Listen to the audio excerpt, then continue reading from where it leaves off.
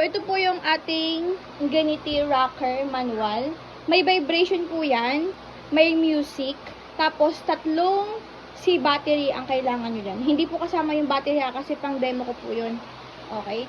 Okay po yung belt. Wala po siyang issue. As you can see. Kayo na lang po mag-wash kasi kailangan pa siyang disassemble eh. Hindi ko pa po ito na-wash. Kayo na lang mag-wash. Okay, kompleto po siya oh. Tapos ganyan po siya, pag naka-rock. Nakahiga po yan adjustable po yan. Ayan. Dito po siya ina-adjust. Kung gusto nyo nakaupo, taas na lang po yan. Ayan, natataas siya. Press, then baba. Dalawang level. 1, 2, 3. Ayan. Tapos, ganyan siya pag parang nakaupo. Pero nag-rock pa rin siya. Ayan. Ay, istorbo yung anak ko.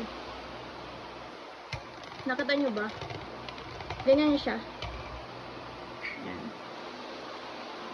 So, pwede rin po siyang hindi mag-work.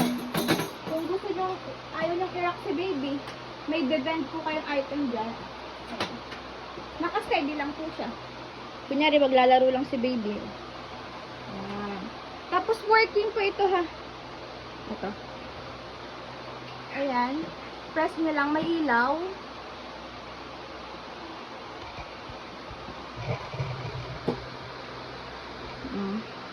Ito nyo ba? May ilaw siya.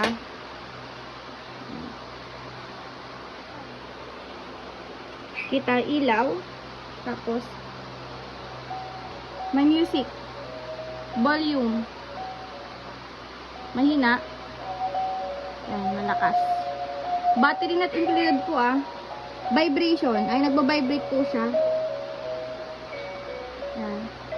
Walang music kung ayaw nyo. Parang pampatulog ata to yan. Maganyang tunog. Working po yan. Okay? It's working. Wala pong issue. Ayan po yung details. Pakita ko po sa inyo. Ayan. Ito yung 2 toys. Ayan. Kaya na lang po mag-wash.